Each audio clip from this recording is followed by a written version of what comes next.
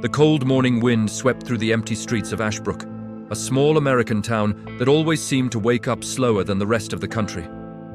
It was a place where silence held weight, where each rusty lamppost held memories of decades past, and where the dawn mist descended the hills like a curtain concealing ancient truths.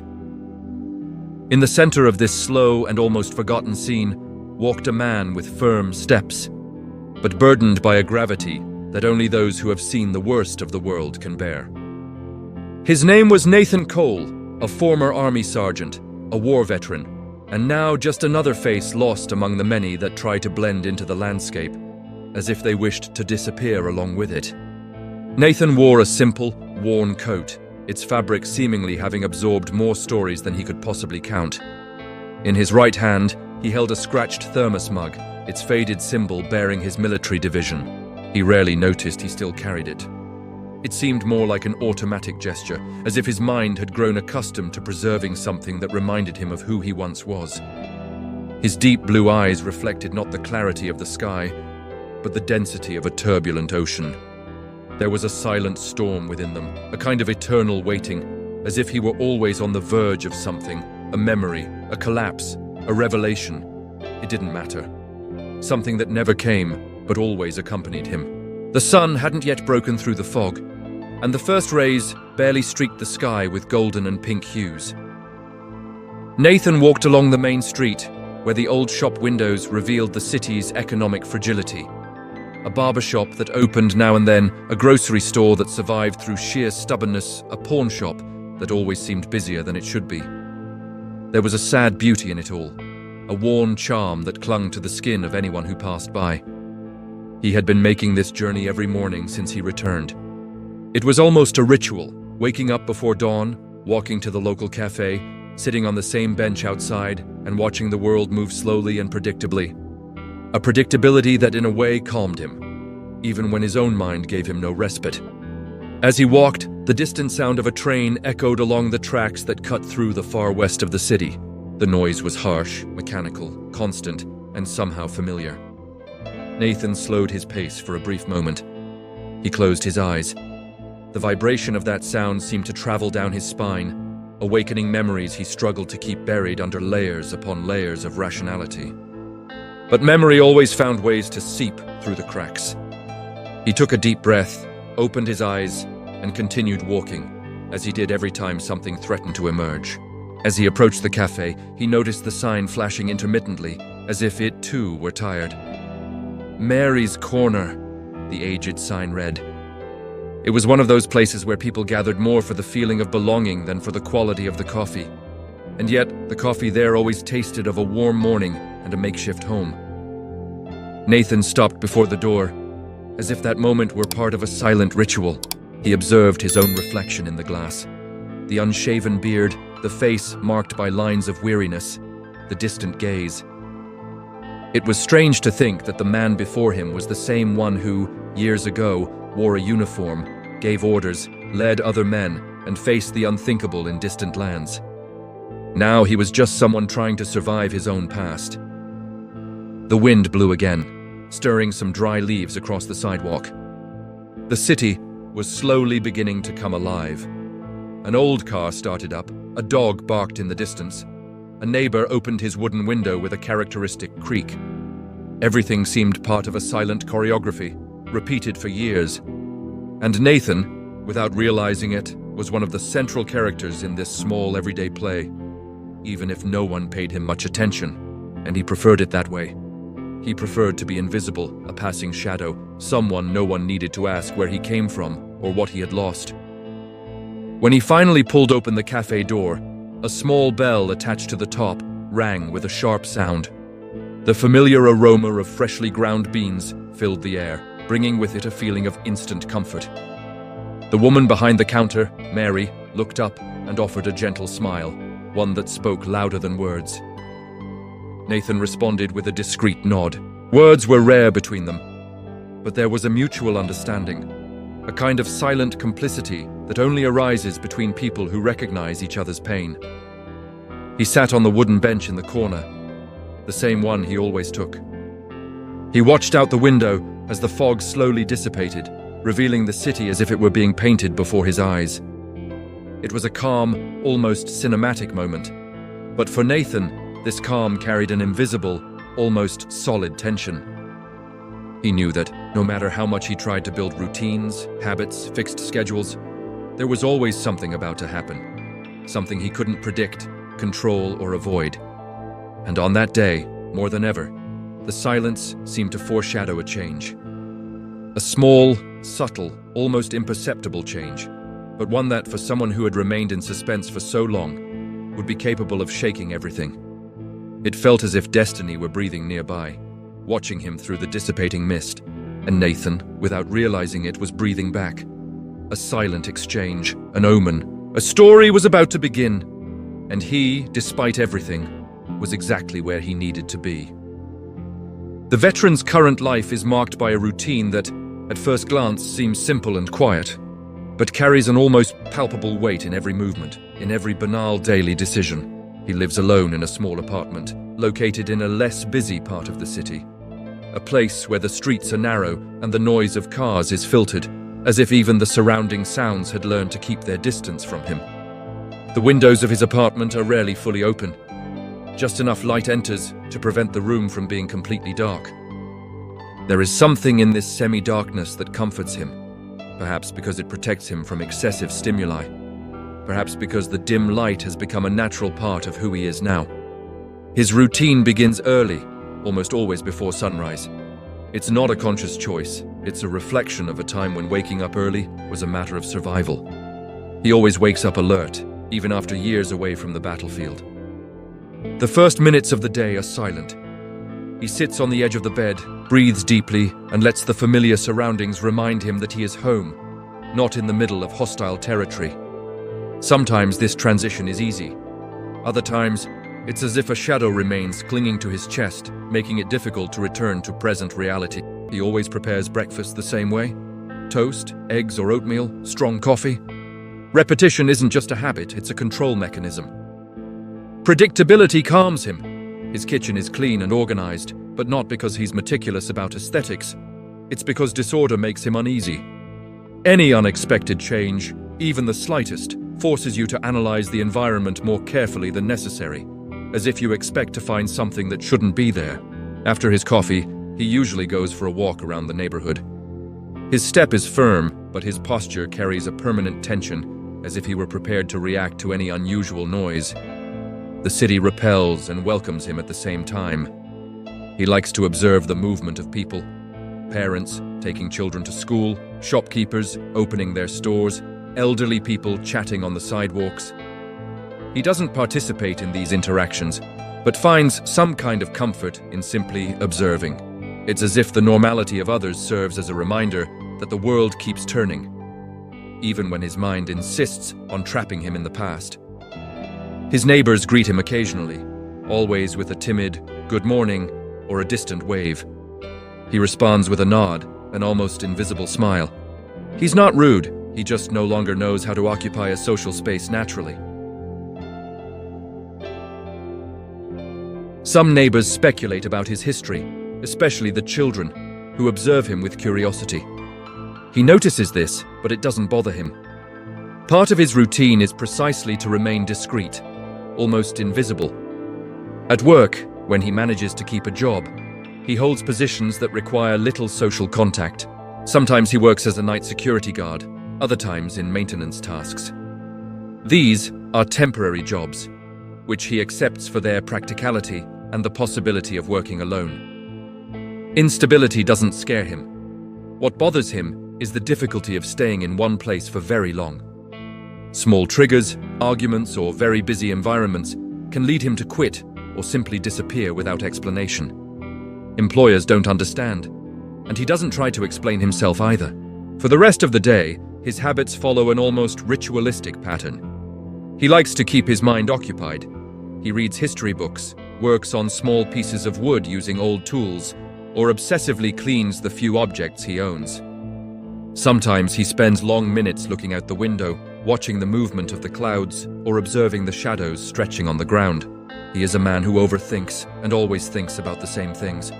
Choices he has made, people he has lost, moments he would like to relive, and above all, parts of himself that have been left behind. The invisible scars are the ones that weigh the most heavily. He avoids crowded places, avoids sudden noises, avoids even very outgoing people. Anxiety manifests itself in small signs, hands that tremble slightly when he is nervous.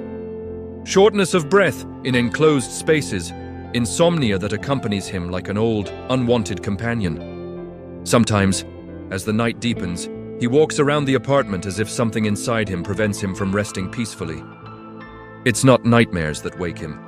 It's the feeling that something was left unfinished, something that still needs to be understood or confronted. His relationship with the city is ambiguous. He likes the silence of the less busy streets. He likes the predictability of certain corners that always seem the same. But he also feels that the city rejects him, or perhaps it is he who rejects the city. There are times when he feels like a stranger, not because he doesn't know the place, but because he feels he no longer belongs anywhere. Reintegration never happened completely. He is aware of this, and no matter how hard he tries, there is an invisible wall between him and the world. Despite his tough exterior, there are emotional traits that reveal the man he once was: an excessive attention to detail, a silent respect for those around him, a watchful eye when he sees someone in danger, however slight. There is kindness in him, strength, sensitivity. But all of this is buried under layers of trauma and loneliness, emerging only in rare flashes. The veteran's current life is not merely a struggle against memories of the past. It's a constant battle to exist in the present. Each day is an attempt to balance inner silence with external noise, the desire to move forward with the difficulty of leaving the past behind. He lives, albeit not fully, and this life, burdened with shadows and trials, reveals the human depth of someone who has seen the worst of the world and now tries as much as possible to find a fragment of peace in the fragmented routine of his new reality.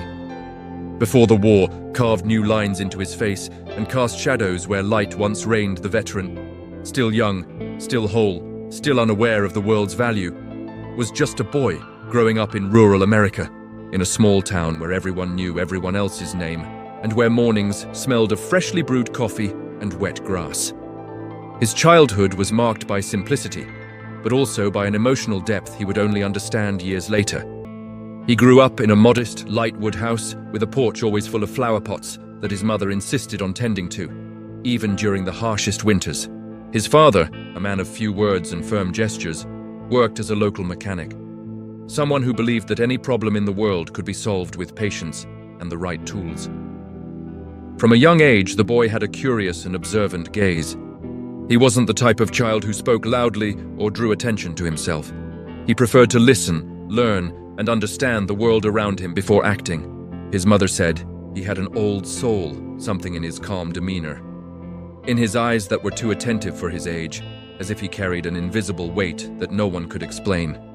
He liked to spend hours exploring the land behind the house, where a strip of forest began, and where he imagined adventures that at the time seemed epic and heroic. There, in the silence of the trees, he learned to observe, to perceive signs, to connect with something greater than himself. At school, he was average in some subjects and exceptional in others, especially history. He loved reading about leaders, ancient battles, and decisive moments that had shaped nations. It wasn't a fascination with violence, it was a fascination with courage, with human strength in extreme situations. He admired the idea of someone putting themselves in front of others to protect them, not for glory, but out of responsibility. This heroic and almost romantic vision of sacrifice would, years later, be one of the elements that would push him towards a military career. Adolescence brought changes, but it didn't alter his tranquil essence. He had few friends, but the few he had were loyal.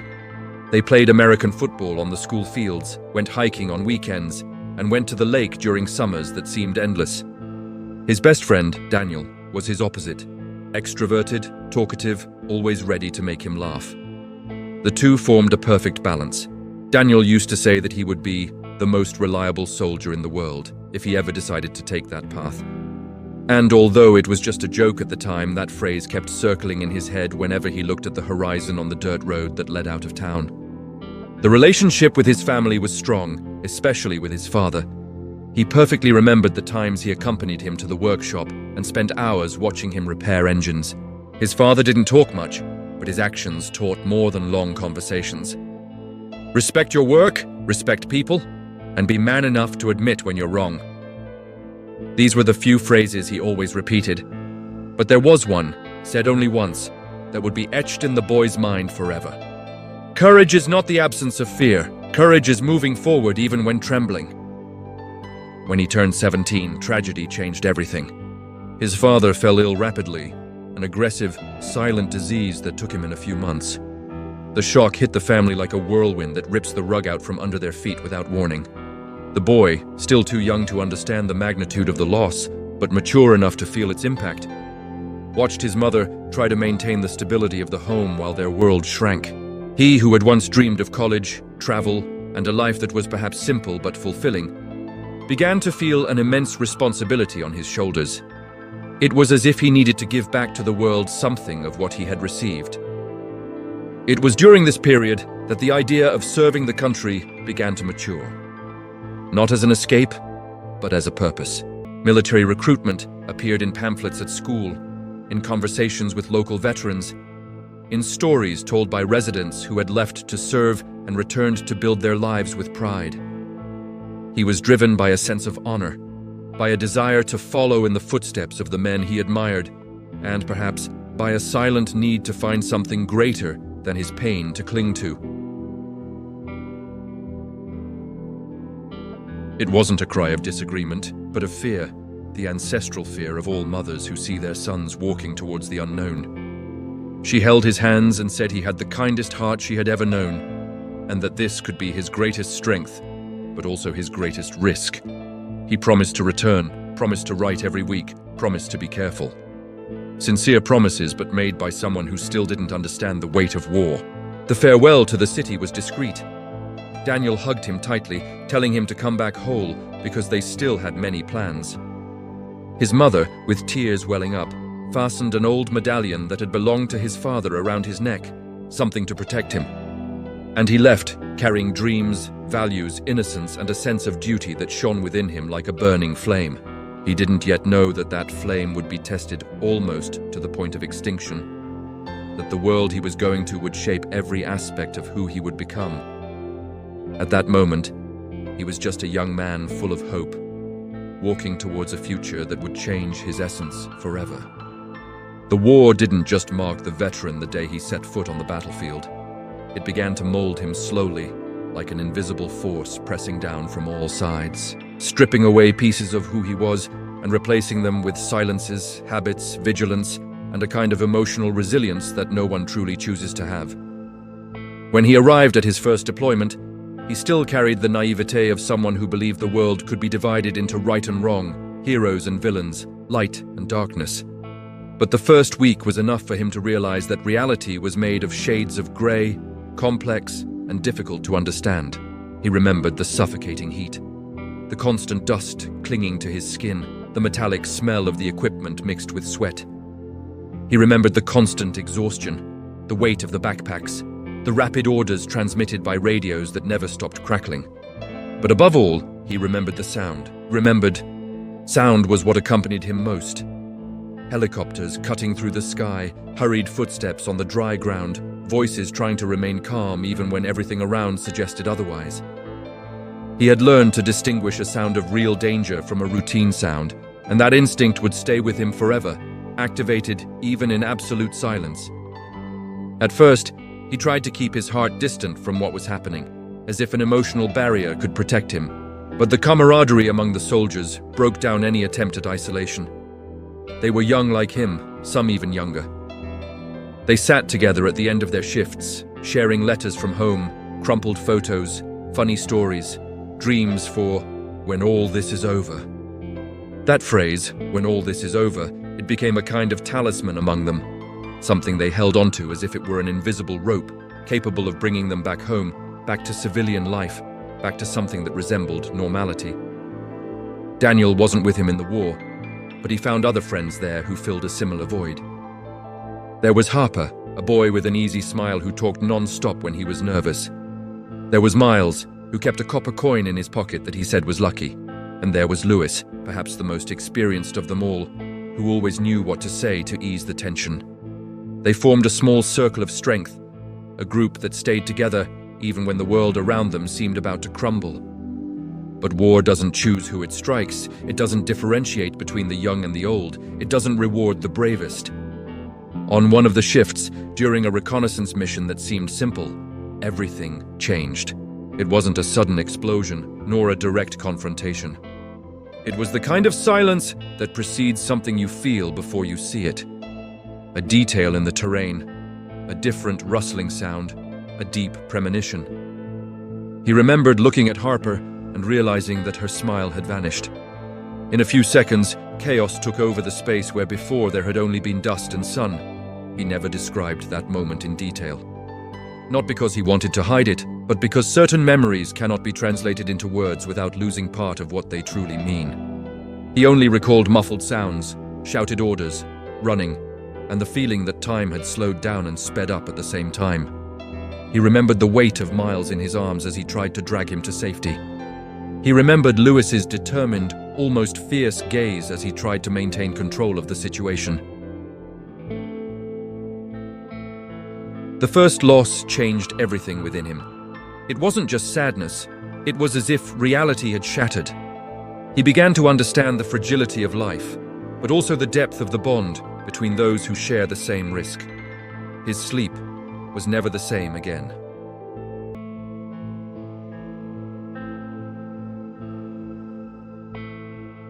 As time went on, other difficult moments arrived. Patrols stretching for hours under the scorching sun. Nights when the wind carried distant sounds that made everyone hold their breath. Suffocated conversations where they tried to maintain their composure to avoid going insane. Even so, there were moments of humanity amidst it all.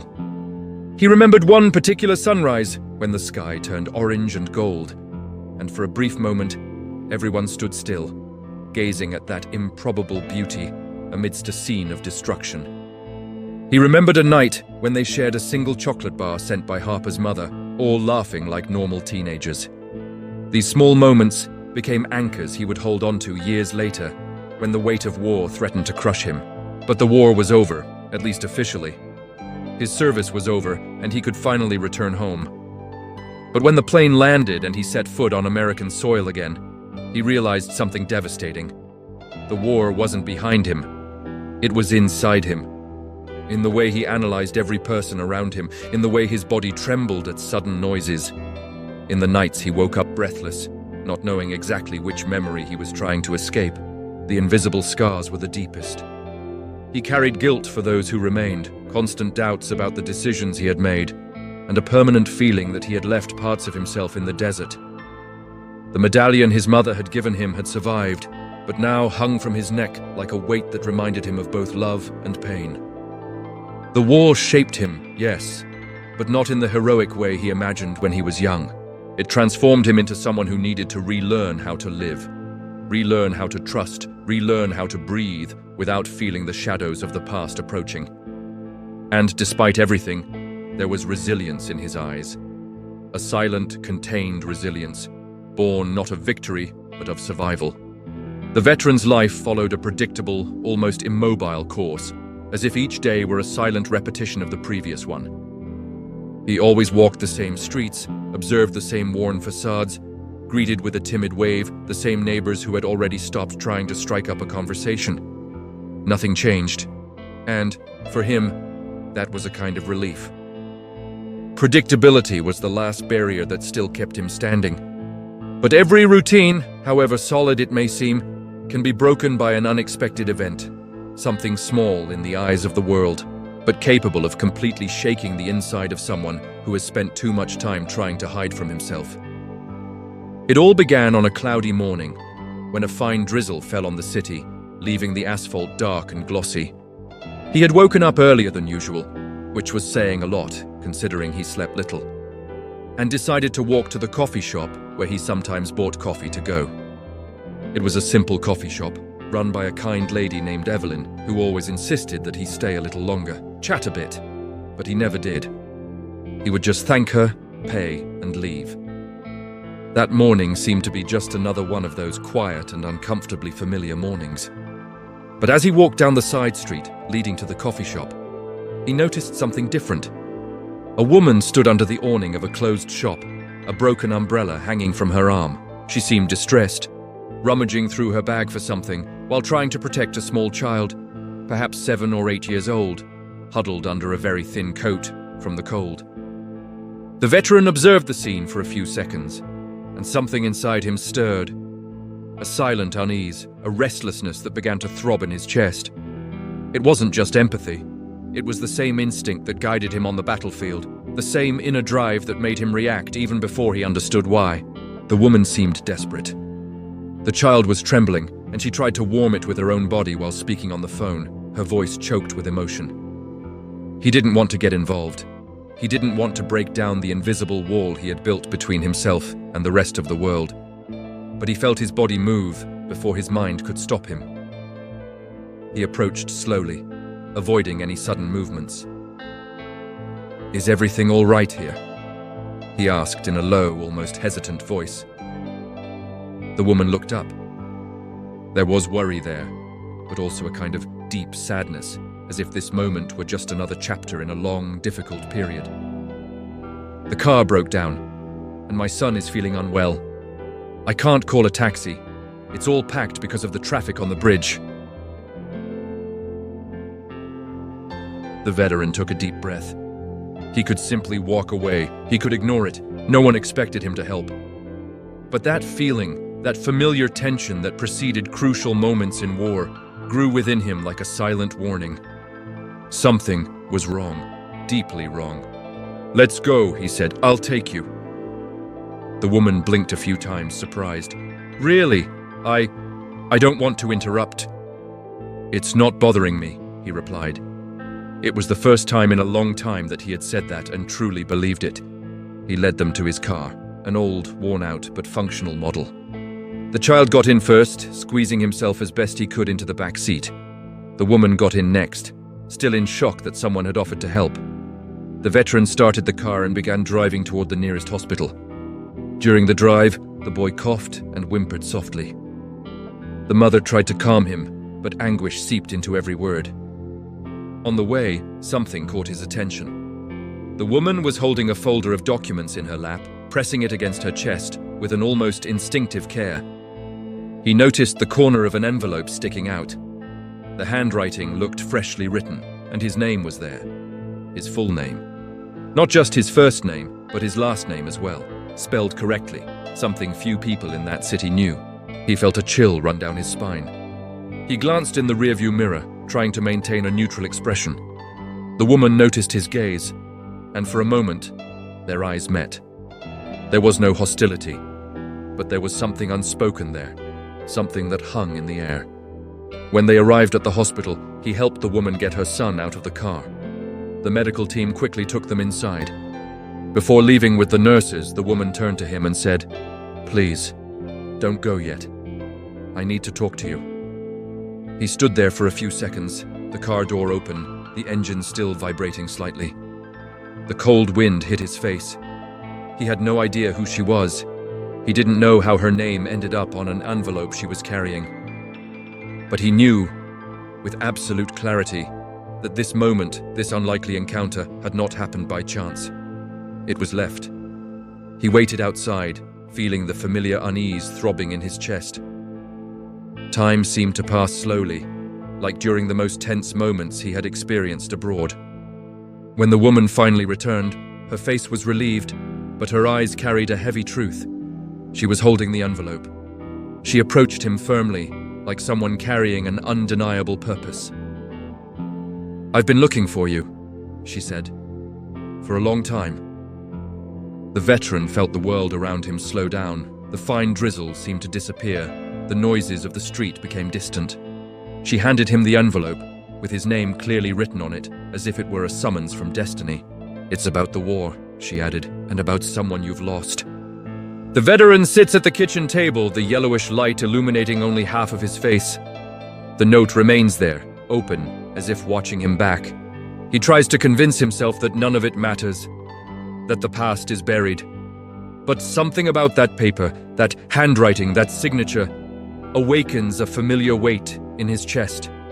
A weight he recognizes immediately. The kind of pain that never completely disappears. It only learns to stay quiet, waiting for the right moment to resurface. He rests his elbows on the table, presses his hands against his face, and breathes deeply. For years he has tried to avoid this kind of memory, like someone avoiding stepping on land where they know there are hidden mines. The problem with the past is that it doesn't need permission to return. A single detail, a sound, a smell, a name, or a note is enough. The first memory that surfaces is crystal clear, even after so much time. The military base in the desert. The unbearable heat. The dust clinging to their skin and uniform. And her, the person who left the note.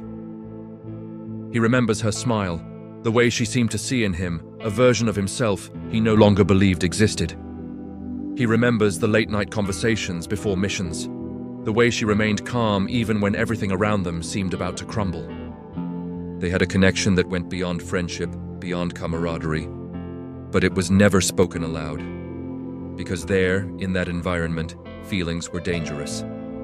They created vulnerabilities, and vulnerability could mean death. But what hurts the most, and what he always tried to forget, wasn't that part. It was the ending. The next memory invades his mind with a force that almost makes his stomach clench. He tries to push it away, but the memory persists. It's the day of the ambush.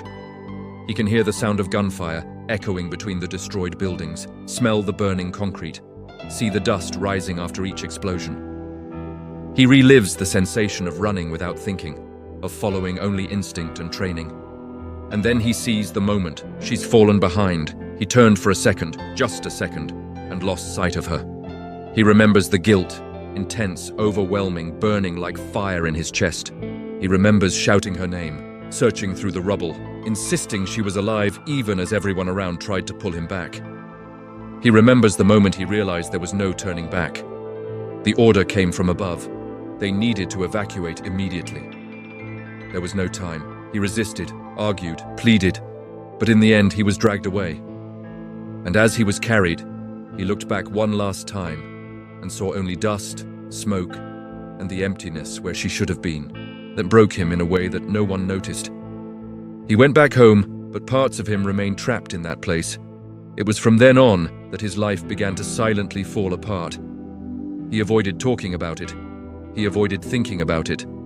And that's how years passed, with him carrying a ghost that never stopped haunting him. Now, looking at the note again, he feels as if the past is knocking at the door, demanding answers he never had the courage to seek. The note read, "We need to talk. Something you believe is lost, isn't." Those words returned to his mind like a disturbing echo. What could they mean? How could something he had lost, something so final, not be lost? Over the years, he tried to convince himself that maybe he had misinterpreted everything, that maybe she was dead, end of story. It was easier, more comfortable. The idea that something could have happened after that day, something he doesn't know, is as frightening as it is hopeful. And hope, for him, is dangerous. Hope hurts. He begins to revisit other memories, the moment she gave him an object, a small, discreet medallion, which he still keeps in a wooden box in his bedroom closet. She said that if something happened, he should keep it. He never understood its meaning. He never asked. Now, for the first time in years, he feels the urge to open that box again. As these memories flood his mind, he realizes something else. The note isn't just about her, it's about him. About what he's lost inside. About the man he once was, and that he doesn't know if he still exists. The past returns like a whirlwind, bringing names, voices, smells, and sensations he swore never to revisit. And amidst it all, a thought grows, unsettling, inevitable, almost painful. What if she really is alive? This thought makes his heart race. He stands up abruptly, almost knocking over his chair. He begins to pace the house nervously, as if he were back on the battlefield. Each step echoes like a reminder that, however much he has tried to escape, he has never truly freed himself from that story. The past he tried to forget now demands to be confronted. Because what he believed to be dead perhaps never was. And this note, open on the table, is proof that the truth, however painful, has finally found its way back to him. He can't sleep that night. The house remains silent, but his whole body vibrates as if he were still on the battlefield, alert, tense, ready to react to any movement. The presence of the note on the table feels almost physical, as if it has weight, as if it were pulling him in a direction he has spent years running from. At a certain point, he simply gives up fighting his own restlessness. If the past wants answers, he needs them too, now more than ever. He puts on his coat, slips the ticket into his inside pocket, and heads out into the still, dark street. The sleeping city offers no distractions, only the sound of the wind and the flashing headlights of the gas station on the corner. He starts at an obvious place, the Veterans Community Center, where he rarely goes, but where some people still know him. Maybe someone saw something. Maybe someone left a message. Maybe none of it makes sense. But he needs to try. When he arrives, the building is still locked. This doesn't deter him. He sits on the steps and waits. After so many years of war, waiting is a skill he learned unintentionally. When the security guard finally arrives and opens the doors, the veteran is the first to enter. He discreetly asks if anyone has tried to find him, if anyone has left a message, if any familiar names have appeared in the records. The answer is no. But the security guard, noticing his uneasy look, asks if he's all right. He gives the same short smile as always, the one that says, "Don't ask," and heads for the main hallway. Inside, he finds an older woman, a volunteer at the center, who worked with him years ago. She finds his presence strange, which is not surprising. He used to be more present at the beginning, when he was trying to reintegrate, but then disappeared almost completely. She asks what's going on, and for the first time in a long time, he admits he needs help. He doesn't say everything, he can't yet, but mentions the note. She asks to see it. He hesitates, but hands it over. She studies the handwriting for long seconds. She frowns. She says it looks familiar, but she can't place it. That's enough to ignite another spark in him. He asks if there's any way to check old records of contacts, correspondence, or support groups. She agrees to look, even knowing they probably won't find anything. And indeed, they don't. But something about the way she looked at the handwriting keeps nagging at him. Familiar, she said. Familiar. Not maybe, not similar. Familiar.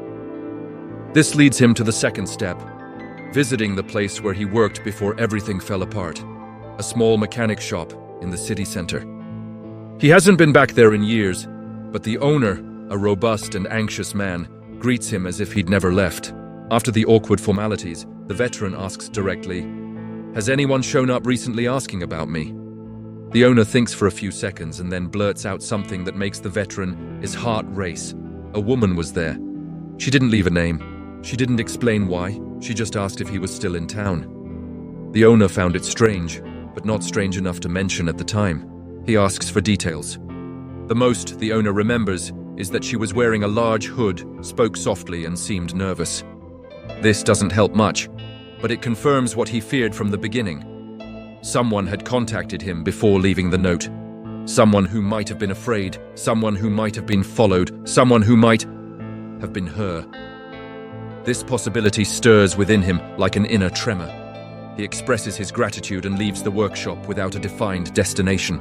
The streets seem different, as if they now hide clues around every corner. He walks without a precise direction, simply following his own intuition, that ancient skill that never abandoned him. Eventually, he arrives at the park where he used to run to cope with post-war anxiety. There, sitting on a bench, he takes the ticket out of his pocket again. He notices a detail that had previously gone unnoticed. The paper has a faint scent of perfume. Not just any perfume, a distinctive scent, the same one she wore at the base. He closes his eyes for a moment, allowing himself to feel the memory as if it were real. Her walking beside him, smiling discreetly, the soft scent accompanying every movement.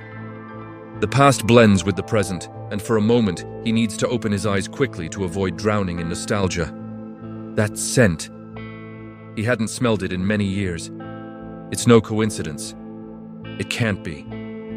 With the ticket between his fingers, he makes a decision he's avoided for years. to visit a man he swore he'd never see again. A former colleague from his military unit, someone who survived the same ambush. The two had drifted apart after returning to the country, mainly because this man insisted there was something about that mission that was never explained. Something covered up. Something wrong. The veteran had always avoided this conversation, but now he can't anymore. His colleague's house is a few hours away. He drives in almost complete silence, feeling the engine vibrate beneath his feet, and his heart mimicking the same anxious rhythm. When he arrives, he finds the man sitting on the porch, as if he had been expecting him. The reunion is cold, tense, laden with memories that neither of them truly wants to revisit. He shows the note. His colleague reads it slowly, silently. Then he looks up and says, almost without emotion, "You know this changes everything, don't you?" These words hit the veteran like a blow. He takes a deep breath. He asks what he means. His colleague hesitates, looks around as if afraid of being overheard, and then replies, "Because she was never officially declared dead, just missing."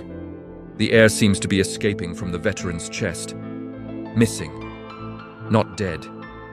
The word echoes within him like a call, a flash, a crackle in the darkness. Everything he has believed for years begins to move, to change shape, to crumble, to reveal something new. Something that could save him, or destroy him forever. And that's when the colleague says something even more unexpected. "I think she tried to contact you before, long before that note." The veteran's world spins, but he remains steadfast. There's no going back now. The search for answers has just turned into a race against time. His colleague's revelation wouldn't leave his mind. Missing. It's a word that reopens wounds he thought had healed. As he walks back to the car, he feels his hands trembling in a way that hadn't happened even in the worst days of the war. The night's chill settles into his bones, or perhaps it's just the weight of memory, that kind of weight that drags the whole body into the past, as if time were an invisible enemy gripping his shoulders tightly. He gets into the car, but doesn't start the engine immediately. Instead, he takes a deep breath, trying to stabilize the growing tremor. The silence inside the vehicle is suffocating, as if the metal walls were closing in around him. He closes his eyes, and that's when everything begins to crumble. The memory returns like an avalanche. The smell of dust, the muffled sound of distant explosions, the sensation of running with his heart in his throat as he tried to reach the last place where he saw her alive. He forces himself to open his eyes, but this only makes the memory even clearer. He sees her silhouette disappearing in the smoke, hears the radio bursting with conflicting messages, feels the panic rising when he realizes she wasn't among the survivors. He punches the steering wheel, once, twice, 3 times, until he feels his knuckles throbbing. The physical pain is almost a relief, something concrete amidst the chaos inside him. But it's not enough to stop the collapse that follows. He rests his forehead on the steering wheel and lets his breath fall. The trembling spreads through his arms, his chest. He doesn't cry. He doesn't know how to cry anymore. But he feels something equivalent, an internal pressure that threatens to break him completely, as if his chest were closing up. He remains motionless for long minutes, perhaps hours, until finally the air slowly returns. When he can breathe again, he starts the car and drives without thinking, letting the road decide for him. The asphalt seems endless, and the nightlights of small towns appear and disappear like mirages. He doesn't look to the sides. He just keeps going, as he did on nights when he needed to stay alive at all costs. Fate becomes inevitable. He arrives at her old apartment, a simple, dimly lit building that he vowed never to visit again. He gets out of the car with hesitant steps, each movement seeming like pulling at an anchor strapped to his chest.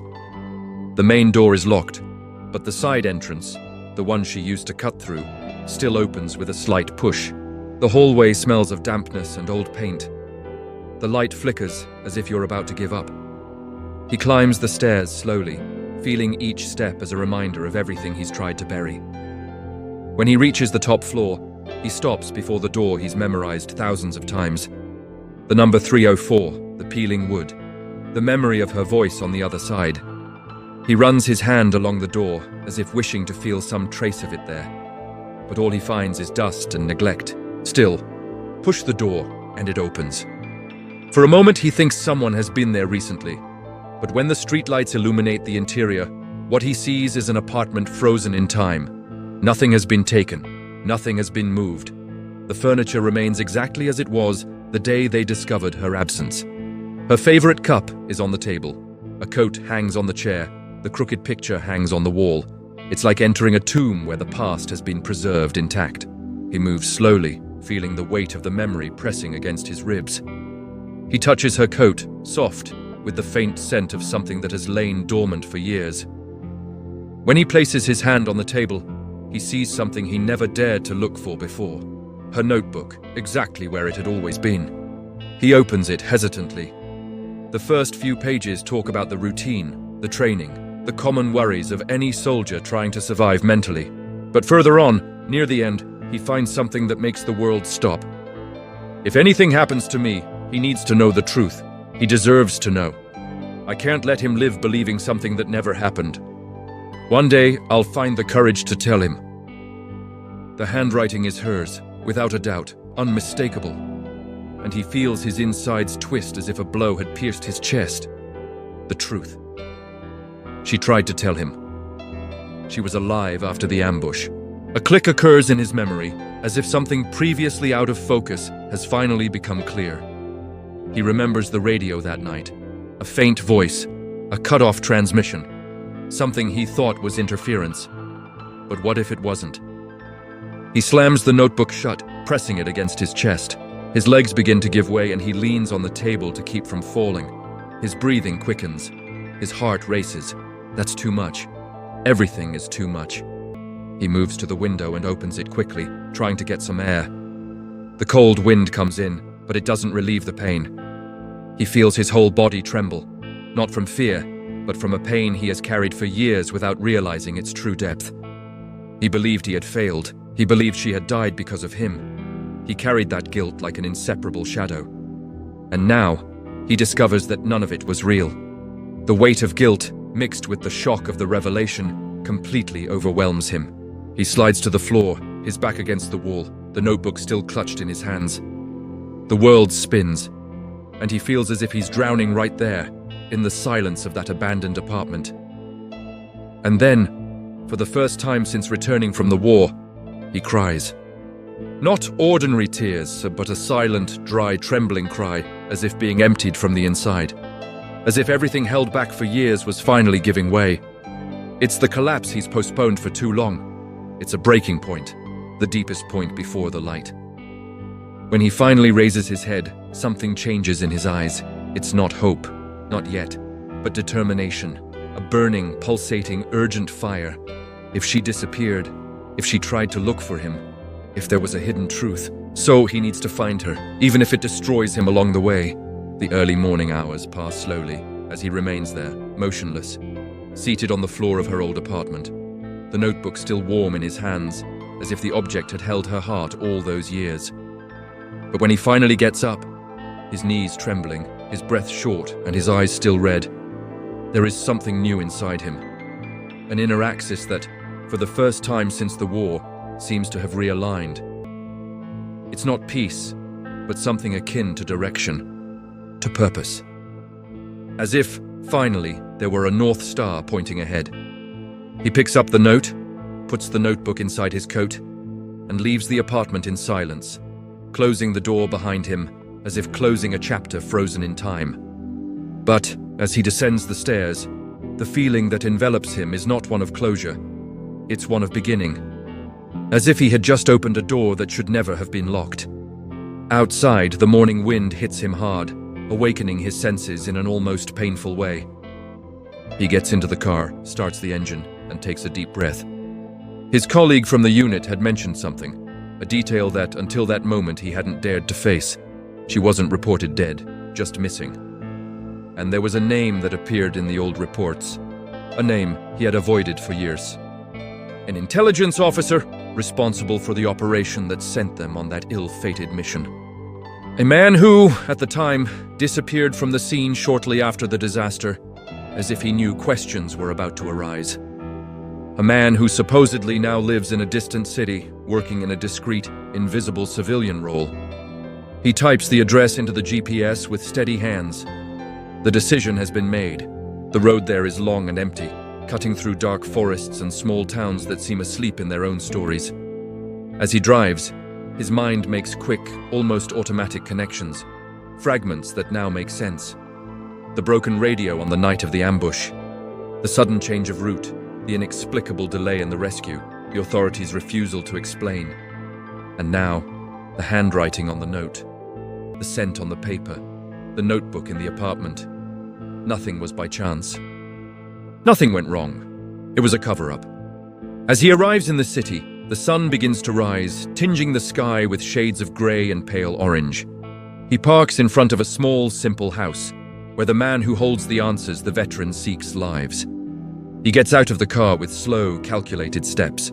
The old military skill is reborn in his body. Attention to sounds, shadows, the position of each possible threat. But this is not a combat mission. It's a real mission. He knocks on the door. The wait lasts for long seconds until it opens, revealing an older man, grey hair, a tired look, and a surprised expression upon recognizing who is standing before him. "You," the man swallowed hard. "I thought I'd never see you again." "I think you owe us answers," says the veteran, in a tone that leaves no room for evasion. The man hesitates, looks around as if fearing unseen witnesses, and finally makes room for him to enter. The house is silent, overly organized, as if it were a place where one desperately tries to maintain order to contain the internal chaos. They sit facing each other. The veteran places the note on the table, and the man closes his eyes for a moment, as if struck by something inevitable. "I figured this would turn up someday," the officer said, his voice hoarse. "I thought you'd already given up." "I gave up." The veteran stares at him. "But she didn't." The silence that follows is heavy, suffocating. The man takes a deep breath and begins to speak, almost in a whisper. "She survived the ambush. We found out hours later. She was wounded, very weak, but she was alive. But..." He swallows hard. There were people interested in ensuring that certain details of that operation never came to light. And she knew too much. And so did you. That's why they sent you on that cursed route. The veteran feels his stomach churn, but remains motionless. He was expecting something like this. "I was hoping, but I wouldn't accept it." "She tried to come back," the officer continued. "She tried to reach you. But there were people watching her house, her work. Any contact would put you both at risk. She was taken out of the state, transported under another identity. They promised protection, but they disappeared with her, like they did with so many others." The veteran's hands clench on the table, but he controls the urge to stand up, to shout, to demand. Something bigger is at stake, something closer to the truth than he has ever been. "I tried to help," the man says with tears in his eyes. "But I was being threatened too. I was afraid. I was a coward. And today I live with that tormenting me every day of my life." The veteran takes a deep breath. The air enters his lungs with difficulty, but it comes in. Finally, it comes in. "Where is she?" he asks, his voice low and firm. The man retrieves a folder hidden under the living room floor and places it on the table. He opens it. Inside, there are old reports, blurry photos, transport records, and one last image. Recent, out of focus, but clearly her, walking briskly down a street, looking over her shoulder as if fleeing from something. "She reappeared months ago," the man says, "but I don't know where she is now. I only know that she's still alive. She escaped, again. And maybe she's trying to find you, but also trying not to be found by those who want to silence her." The veteran stares at the photo for long seconds. His heart seems to start beating again after years of being still. His chest expands. The world takes shape once more. She is alive. She fought. She ran away. She went looking for him again. And now everything depends on him. He puts the photo in his jacket, slowly stands up and says, "I'm going to find her." The man lowers his head, as if accepting an inevitable sentence. "I know you will. And when you find her, tell her to forgive me. Not for what I did, but for what I failed to do." The veteran walks to the door. Before leaving, he says only, The living can still settle accounts, the dead cannot. He looks towards the horizon, and she is not dead.